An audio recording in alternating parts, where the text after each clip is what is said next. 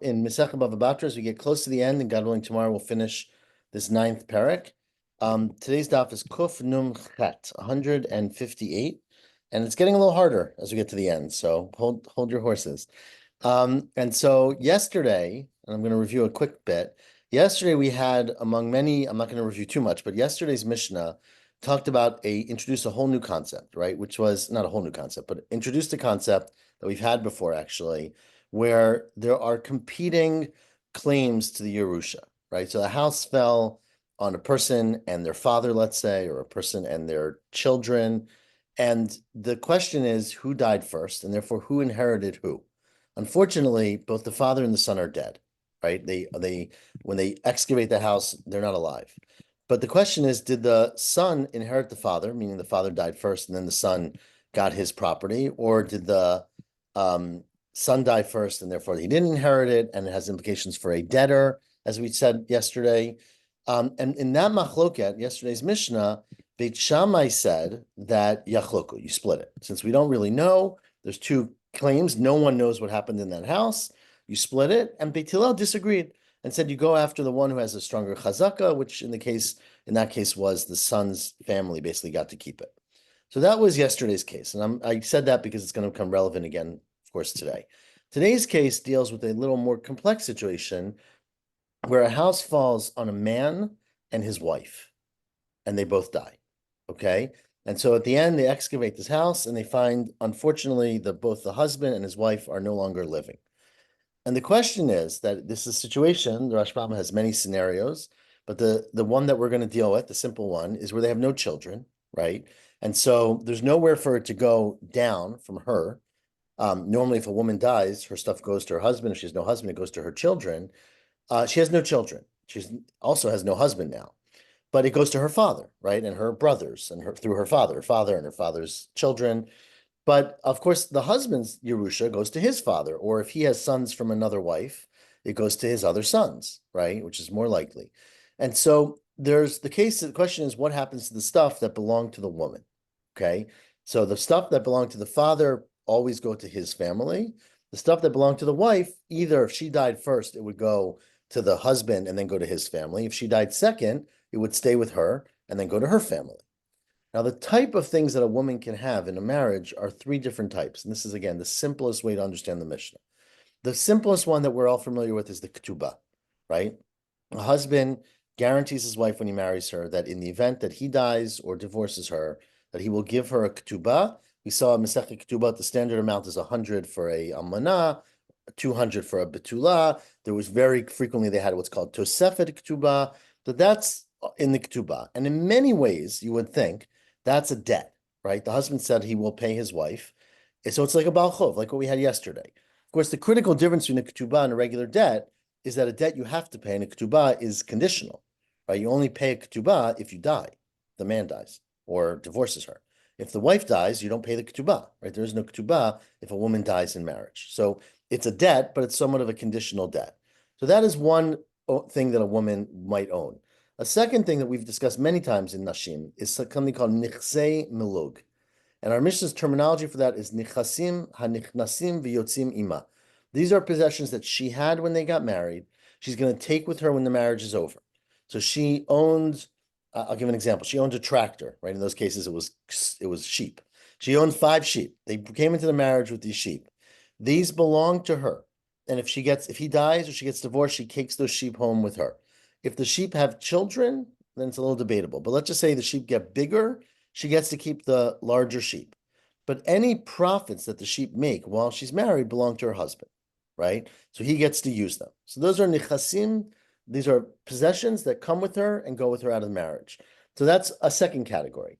And the third category, which the Rashbam believes is the first category mentioned in our Mishnah, are what are called nichsei tzon barzel, that are nichasim, possessions that are sheep, that are barzels, steel or something, whatever, however we translate barzel, metal, right?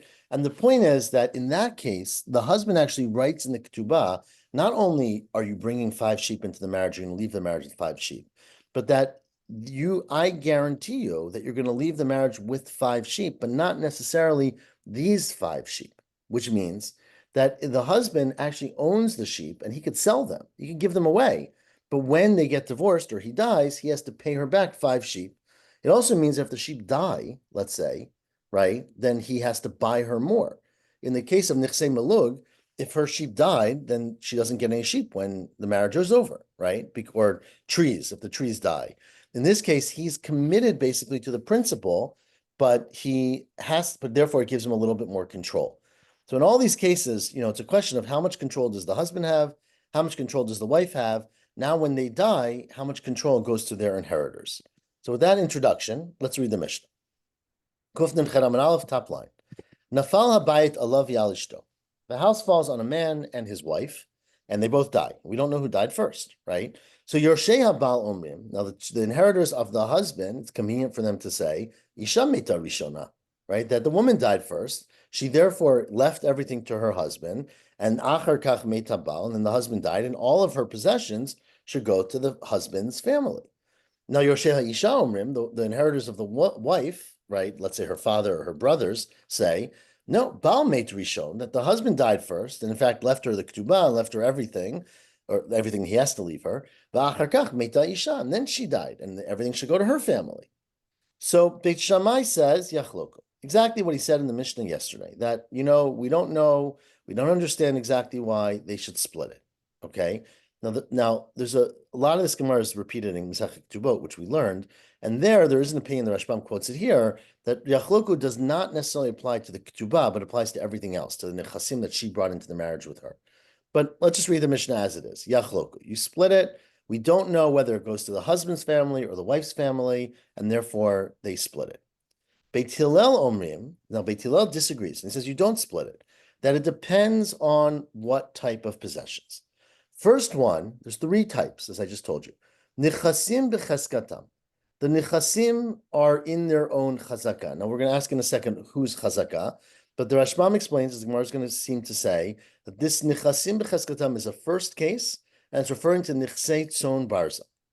So the possessions that she brought into the marriage that were guaranteed, right? 10 trees or 5 sheep, that the husband said, no matter what happens to them, I'm going to give you back this number when the marriage is over, which means that he has a right to sell them. He has a right to use them and to use them up.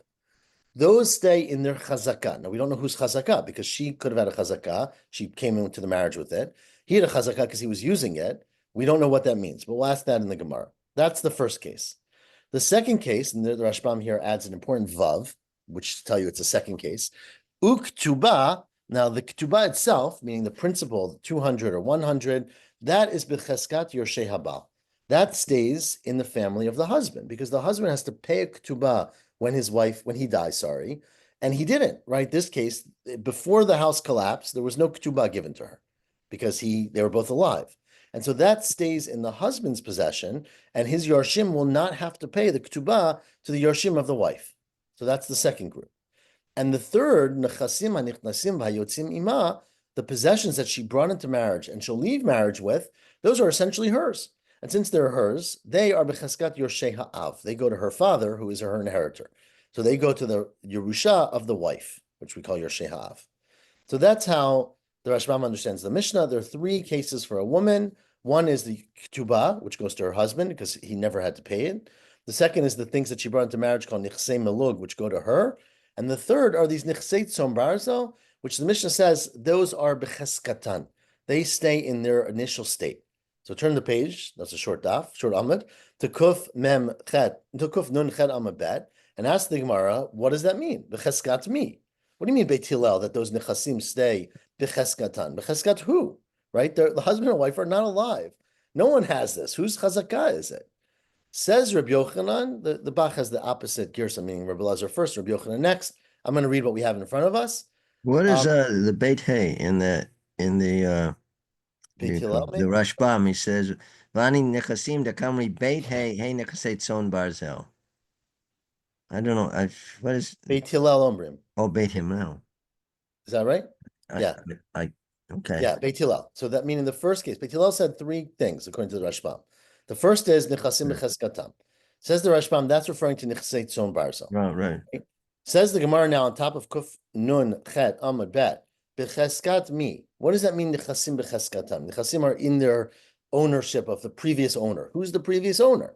Rabbi Yochanan says the previous owner is the husband. Becheskat yoshei habal. It's the husband, because although the woman brought these into the marriage, the husband was allowed to use them. He was allowed to sell them. He could, he basically bought them from her and then has to pay her back when the marriage is over. So at the time of their death, he was the Baal Muchzak. He was the one who held the chazakah, and therefore it stays in his possession, or his family's possession. Rebbe Lazar says, not so clear. I think it's b'chazkat yorshei ha'isha. It goes into the chazakah of the woman, because since she actually brought them into the marriage, they were her prior possessions, so they never left her possession. He has responsibility for it. He can use it, but he's got to pay it back at the end. And so it never left her possession, and therefore it stays in her possession. And Reb Shimon ben Lakish says, which he disagrees with our Mishnah, in the name of Bar Kapara, Amar Mishum Bar Kapara, Amar Yachloku. That in fact, Rish Lakish said, unlike our Mishnah, where Beit Hillel says that it goes to Cheskatan, whatever that means, you split them up. That's what Bar Kapara said. V'chein Tani Bar Kapara. In fact, there's a bright that the Bar Kapara explicitly said, Ho'il v'halalu ba'in leiresh. Since the husband's family comes to get Yerusha, and the wife's family, the wife's father's family, halalu ba'in leiresh, yachloku. You should split it up. And so that argues with our Mishnah and says that you split it up. And, usually when we quote things that way, it means that's how we paskin, right? It's the end of the Gemara. So that is that Mishnah. The next Mishnah, which is related, is nafal habayit alav v'al imo. So it's going to get a little bit more complicated. So everyone pay close attention, right? The house falls now on a man and on his mother. Now, his mother is a widow, right? So his mother, the Rashbam uses names from our parsha this week, right? Always these names. Let's say the mother is Leah. No, he uses Rachel, actually. Let's say the mother is named Rachel, right? And she was married to a man named Yaakov who died. So Rachel is a widow.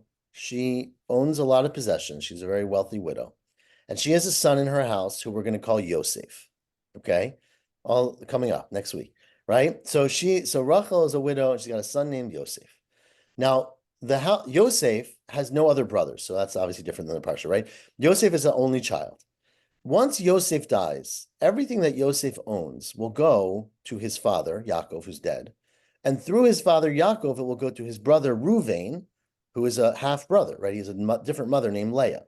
So Yosef's possessions on his death will go to his father. His father's not alive, but it'll go to his father's sons, which will be, let's say, Ruvain. Rachel's possessions, when she dies, go to her son, Yosef. But if she has no son, Yosef, it goes to her father, right? Who in this case is Lavan, but let's just say, right? It goes to her, Lavan's her brother. Father's Betuel, right? So it goes to her father and then to brothers through that. Okay, so that's the case. So says the Mishnah, Nafal habayit alav v'alimo. Now the house falls on Rachel and her son Yosef, and they both die. And of course, we don't know who died first, right? So in this case, it's very complex, because if Rachel died first, then everything she owned went to Yosef. Then when Yosef died, everything he owned went to his brother Reuven, right? And Rachel's family gets nothing. If Yosef died first, then Yosef's possessions go to Reuven, but Rachel's possessions, since she has no son when she died, go to her father. And so everything she owns stays in her family. So what's the halacha in that case? So says the Mishnah, sorry, in this case, Elu ve'elu modim sheyachloku. Everybody, meaning Beit Hillel and Beit Shammai previously said yachloku, Beit Hillel argued, in this case, everybody agrees that you split it up, because there's no prior claim here, right? It's just a pure suffix. We don't know who inherits. We have no idea who died first. Again, Yosef's stuff is not a question. If Yosef owns anything, it goes to his brothers. It's Rachel's stuff, the mother stuff. And everybody agrees that yachloku. That is what the Mishnah says. Now, Amar Rabbi Akiva, says Rabbi Akiva, I disagree. I think, this is a funny language, and I'm going to tell you how Rashi explains it elsewhere, Rashi in Ketubot. Moda ani bezeh, I admit in this case. Now, what does it mean, I admit in this case? So the Rashi says, Tosafos does not like this at all, but Rashi says in Ketubot, and if you have like a fancy Gemara like me, it's in the Tosefet Rashi on Amud Aleph, because there's no room on this page. If you turn back the page, that's where they have the Tosefet Rashi. But Rashi says in Ketubot that Rabbi Akiva was a student of Beit Shammai. And Rabbi Akiva generally would quote Beit Shammai. And so when he says Moda Ani, he's saying, although Beit Shammai in the previous two Mishnayot argued and said Yachloko, in this case, I, for Beit Shammai, admit to Beit Hillel, basically. So in this case, I don't disagree with Beit Hillel, and I admit, now I'm reading the words in the Mishnah, shanichasim b'chaskatan, that the nichasim stay in the chazakah. Now the Gemara is going to ask in a minute, who's chazakah, right? Because we always have that question. Who is, there's two competing claims. But that's what Rabbi Akiva is saying, that although I am a student of Beit Shammai, and Beit Shammai has previously argued, in this case, we admit that Beit Hillel is right, and it's nichasim b'chaskatan. Tosis is very, very bothered because how could Rabbi Akiva be a student of Beit Shammai? We always pass like Rabbi Akiva. We never pass like Beit Shammai, etc., etc. So this is a debate, but Rashi says that in Ketubot. Either way, says Rabbi Akiva, in this case, we admit maybe, that Nichasim are b'cheskatan. Amarlo ben Azai. So Ben Azai said to Rabbi Akiva, you're such a troublemaker. Oh, lahavdil, right? But that's sort of what he said. Al chalukin anu mitzdarim, right? We are still trying to deal with the previous Mishnayot where Beit Shammai and Beit Hillel disagree. Meaning in the last two Mishnayot, they've argued, right? And we're still sort of trying to come to terms with who holds what and what the right thing is to do. And you, Rabbi Akiva, el Shabbat lachlok aleinu al shavim. You have to come and argue with us, even in this case where they agree. Meaning, in the beginning of the Mishnah, the Tanakama said that everybody agrees sheyachloku, and comes along Rabbi Akiva to say, even in this case, I say that they are becheskatan. So Ben Azai was basically, critiquing Rabbi Akiva that in the previous Mishnah we had a machloket whether it's yachloku or becheskatan. Our Tanakama came along and said, in this case, everybody agrees yachloku, and you have to come and make it another argument. So just essentially chiding him on introducing more machloket into the picture. So that's the Mishnah. Now, as the Gemara, the question that we, of course, always ask in these Mishnayot, when Rabbi Akiva comes and says, you keep the money in the chazakah, right? You have a mother whose money should go to her father, and you have a son whose money will go to his brother. So if the mother gave it to the son, it would then go to the brother. If the mother died second, it would go to her father. So how can you say nechasim necheskatan? Who's chazakah? Is it the mother or her father, or is it the son and his brother? So ask the Gemara b'cheskat mi. Answers the Gemara, well, it's a machloket. Rabbi Ila says, Amar, b'cheskat yoshei ha'im.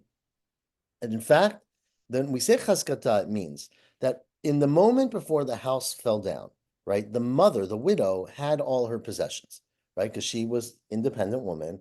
At that point, she owned her stuff. Since she started off in possession, everything stays in her possession. In order for it to leave her possession, it's not like she owned things and her son owned things, right? Her son was, let's say, a minor. It doesn't matter if he's a minor, but her son didn't have his own stuff. And we're not arguing about the son's possessions, right? The son's possessions for sure go to his brothers. We're arguing about the mother's possessions.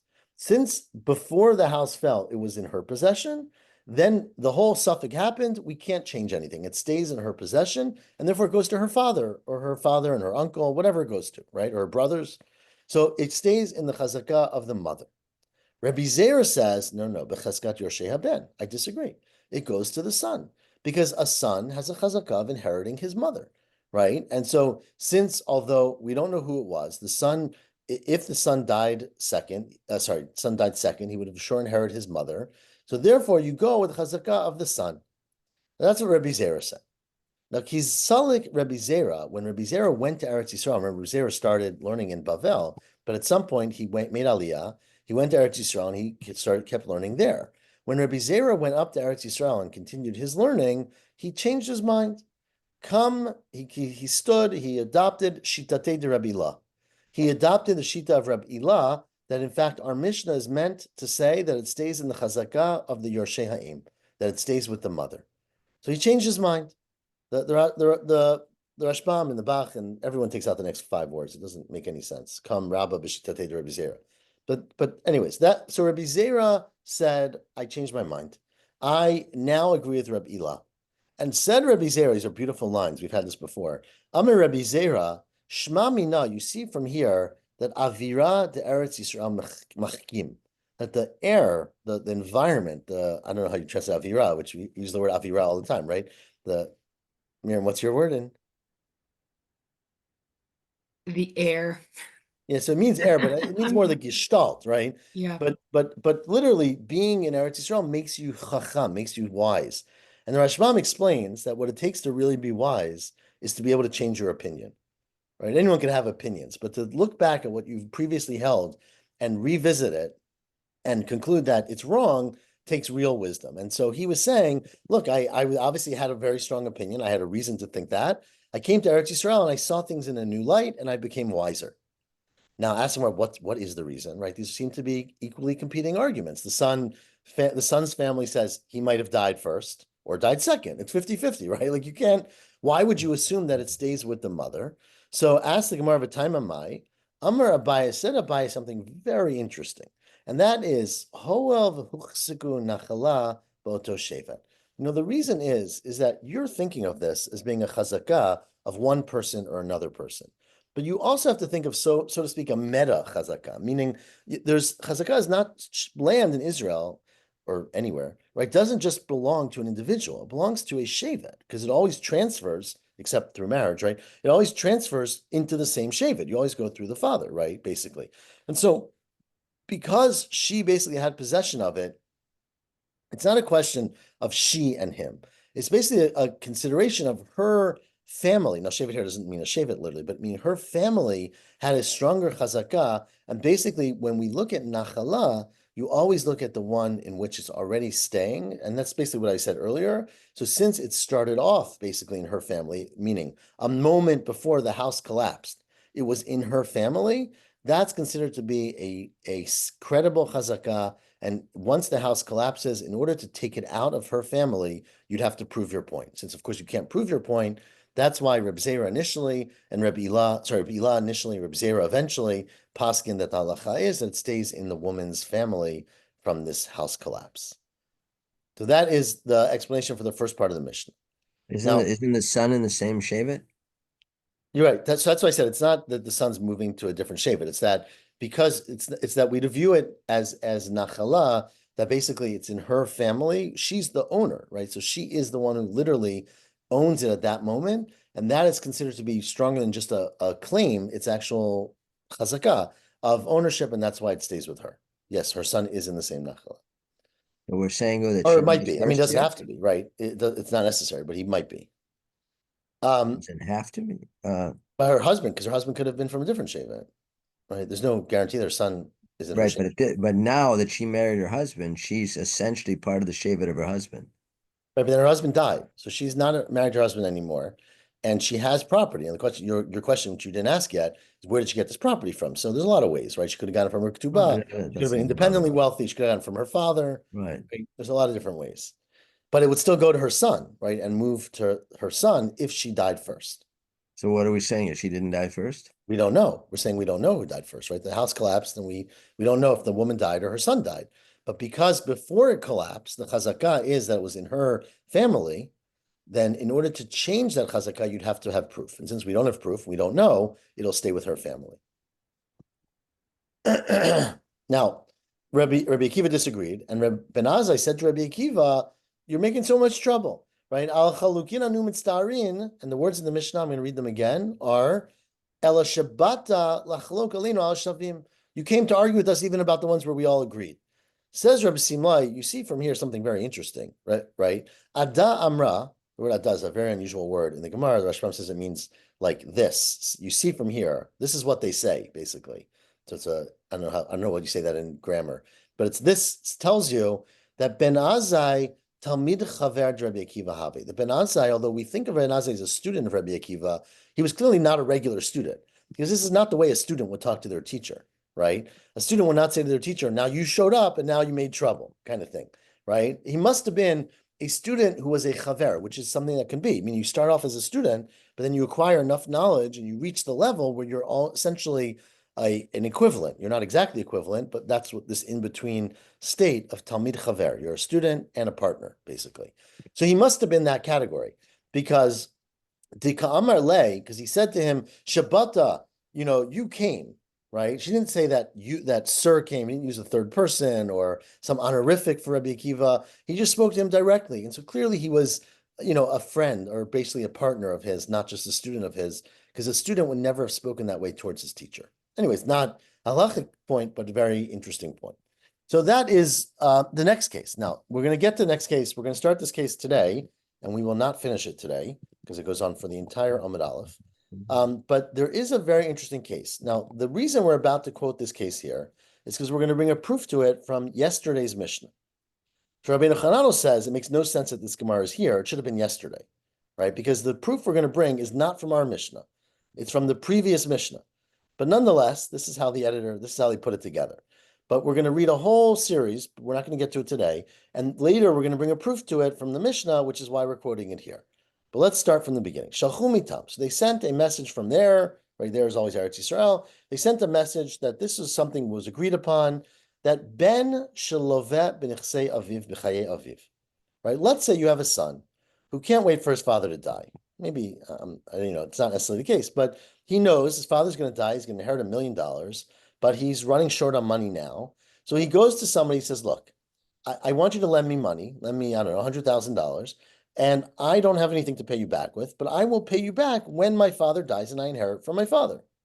Okay? So he's loveh in, where am I? B'nichsei aviv, in the nechasim of his father, using as a guarantee, basically, possessions that are not his, right? It's his father's possessions in the life of his father, and then umate. Then the son dies. This is how we think it means. None of this is going to make sense. Let me just read what we have. So says the statement, Bino motzi miyad lekuchot. So his son, the grandson, can take money away, take the fields away from those who bought the fields from his father. And this is this is a very weird, kasher means hard, meaning hard to understand, detail of dinei mamanut, where a man borrowed money and his son is allowed to take money back and not pay back. Now, first of all, says the Gemara, what in the world are you talking about? Lova, if you borrowed money, what do you mean you're taking the fields? You didn't sell anything, you borrowed, right? The father borrowed. My mapik, what is he taking? Right? What purchase field? What are you? The case makes no sense. Alice says, well, you're right. Forget about that. So that's why I'm reading it quickly. The Iyitzmar Hachi Yitzmar. Turn the page to Daf Kuf Nun Tet Amid Aleph. Yitzmar Hachi Yitzmar. This is the case. The top line of Kuf Nun Tet Amid Aleph. Ben Shemachar B'nechsei Aviv B'chaye Aviv. This is what happened. I'm using this facetiously, right? A very nice son. He needs money. He's got a gambling problem. He needs money. His father is alive and very wealthy. His father owns, 10 buildings. And he knows that when his father dies, he's going to get those 10 buildings. So he goes to some guy and he says, look, I don't own anything today, but I will sell you one of my father's buildings. So he sells his father's building. So I'll read inside. Ben shemachar b'nechsei aviv b'chaye aviv. The father's alive. So he goes to someone and says, here's my father's building. Give me $10,000. You own this building. He writes a shtar. And then he dies. So the son, so remember, there's going to be 3 generations here. Let's do Yaakov, let's do Avram, Yitzchak, Yaakov, okay? So Yitzchak, in this case, says to a buyer, I'll sell you one of my father's buildings. I know my father's going to die. I'm going to inherit it. It'll be yours. You'll get a steal. You get it for a bargain. And the guy gives, I don't know, Yitzchak $10,000, and he takes over the building, even though the father's still alive. Then Yitzchak dies before his father, okay? And then Avraham dies. So the grandson, Yaakov, now comes and says to the guy who bought it from his father, I'm sorry, you took this from my father, but it wasn't his to give you. It belonged to his father. His father did not sell it to you. His father now died and left it to me. So I am the heir. I want it back. I'm not paying you. You made a mistake in buying it. So that's what they meant when they said, I'll read it now inside, mate, the son, meaning in this case Yitzchak, died. Bino, his son, Yaakov, motzi miyad halekuchot. He can take it away from the one who purchased it and said, tough luck. I don't have to give you back your money. I'm sorry you gave my father money. I don't have to pay back my father's debt, or maybe you don't, whatever. We'll get into that actually towards the end of the daf tomorrow. But I never, you never wrote a shtar. There's no agreement to this, let's say, and I can take it away from you. And that's zuhi shekashe b'dinei mamanot. This is something that is difficult to understand about dinei mamanot, because why can't the buyer say to the son, right, Yaakov, sorry, the grandson, Leim Rolei, why can't he say to him, what do you mean? Avuch mazvin, your father sold it to me. Vat mapik, and now you're going to take it away from me without paying me, right? You only have a right to things because you're your father's son and you inherit your father, right? And your father sold it to me. Now you're saying I am my father's heir, and I get to take it back from you and don't have any responsibilities that my father had. So that seems unfair, and that's an unfair thing about Dinei Mamonot. Says the Gemara, it seems unfair, but I don't really think it's unfair at all. My Kushya, fourth line from the top. Why is that a problem?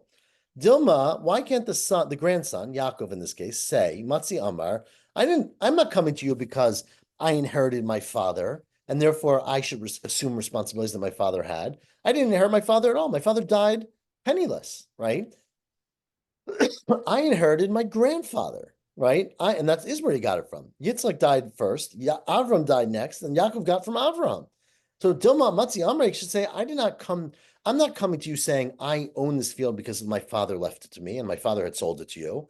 Matzi Amr, why can he say to this buyer, I'm coming to collect the field, Mikoach Avua Da'aba Katina. I'm coming for my grandfather's right. Right? My grandfather owned this field. My father pretended to sell it, but he didn't really own it.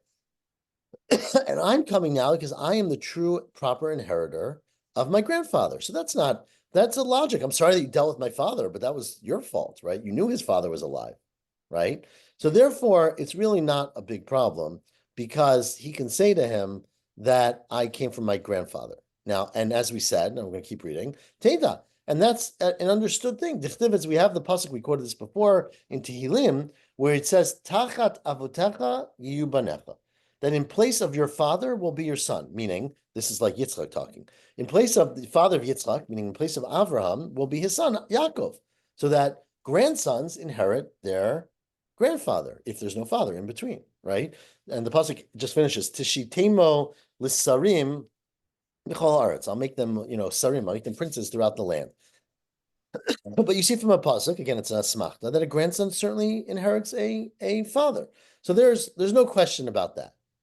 Ella, I'm going to read 2 more lines if that's okay with But everybody. we learned a few days ago that once in terms of inheritance, if let's say if a person gives it away or even before, if he gives it away when he's buried, if he gives it away, and now the son is due for inheritance, there's no inheritance. There's nothing left. Once the father sold it or gave it as a gift, and there is no inheritance. That the son, there's nothing left for him to inherit. Right, but here the father the father, I don't want to get confused about the people. The father in this case is Yitzchak, who's also the son.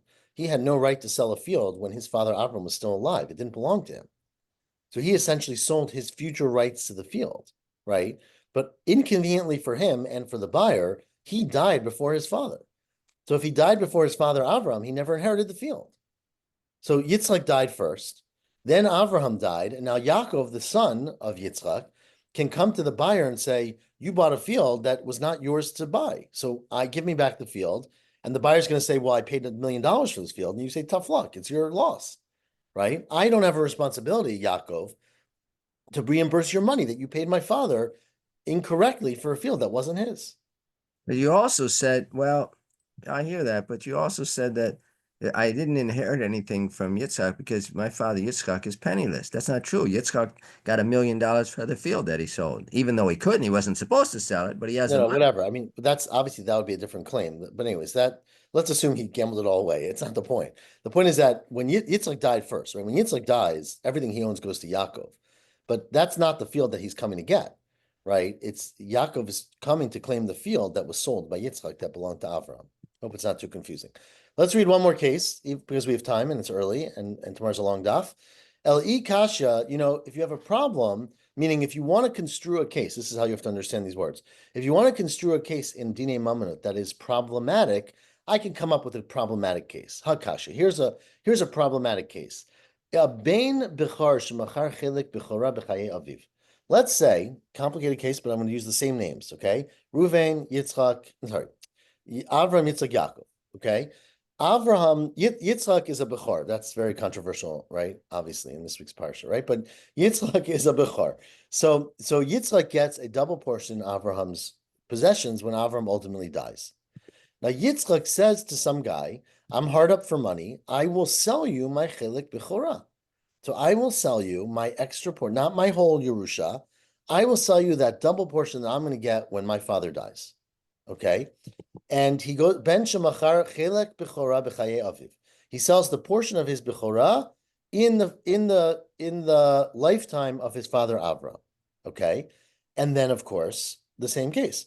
Then Yitzchak dies. Umeit b'chayei aviv, and then Yitzchak dies, and ultimately Avraham dies, and Yaakov now comes to this buyer, sorry, and he says, "I want my field back. The field my father sold to you, he had no right to sell to you, right? Because his grandfather did not die. Beno, the son of Yitzchak, in this case Yaakov, motzi miyad lekuchot. He can take it away from lekuchot. Now, why is this case any more problematic than the previous case, right? So let's read inside. V'zui shekasheh b'dinei mamonot. This is a problematic case in Dinei Mamonot. Why is it problematic? Because Ihu mizabin, right? The father sold the field. Yitzchak sold the field. And now Yaakov is coming to say, I want to get the field back because I get it from my father. How can I take it back from my father if my father sold it? Ihu mapik? We just said that, and we had a good answer for you. What do you mean? That's not a problem. Hachanami kamar, hacha nami amar, mikoch avua da'aba katina. It's not a problem because Yaakov still can say, I can take the field back because I'm coming from my father, Avraham. That's not his father; it's his grandfather. Sorry, avua da'aba, my father's father, katina. Says Gemara, but here it's a little more problematic because imi koach avua da'aba katia. Right? If Yaakov only is coming from the koch of his grandfather Avraham, then why is he getting the Bechorah portion? Right? His father Avraham would leave him one portion, let's say. But the only reason that Yaakov gets two portions is because his father Yitzchak was a Bechor, and his father Yitzchak gets two portions. And remember, the Rashbam reminds us, as we said with the Benot Slavchad, you get a Chelik Bechorah even if you're dead. Right? Being alive is not necessary to get a Chelik Bechorah. The same way Slavchad's father, Tzavchad was a Bechor, right? And he got two portions, right? Even though he was not alive. So too, if Yitzchak is a Bechor, if Yitzchak dies first, when Avraham dies, your Nechasim are split up between all of his sons. But Yitzchak gets a double portion. And Yitzchak is dead, so his whole portion goes to his son Yaakov, right? So in this case, the Bechorah only came to Yaakov because he happened to be the son of Yitzchak.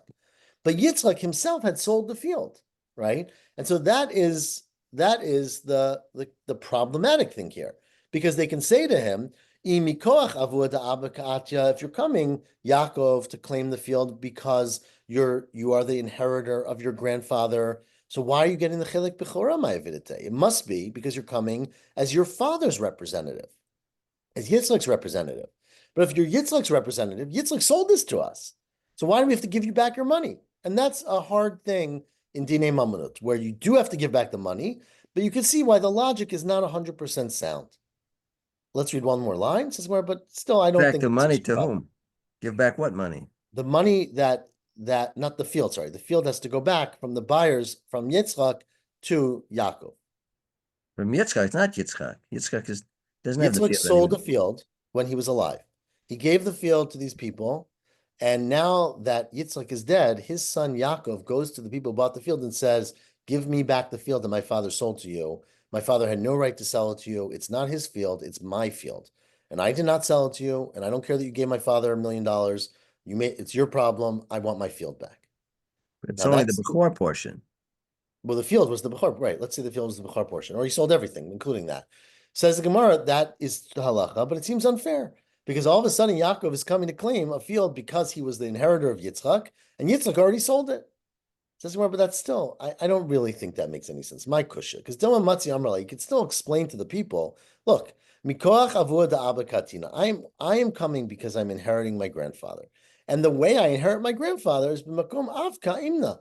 Right, I am the firstborn, like my father would have been. So, meaning it's halachically, it's not problematic. That when you buy a field from a firstborn, you know that if that firstborn is going to die, it's going to go to his son, and your buying is for nothing, right? And so, therefore, we're going to stop here. But this is this is the halacha that you can give back. You have to give back the field, but it's not clear to us why this is so problematic. And we're going to have more cases tomorrow where we say sales are reversed. And it seems to be counterintuitive. So we will pick it up tomorrow at 7:30 p.m. for now. If anyone has Where do we stop then? We stopped. Sorry, I'm learning online here. We stopped on Kuf Nun Tet Amud Aleph, around, you see where it says, well, I don't know if your Gemara has it, it says in mine, Tzarech Lomer Milave, I guess. Did we stop with Makom Avi Kamina?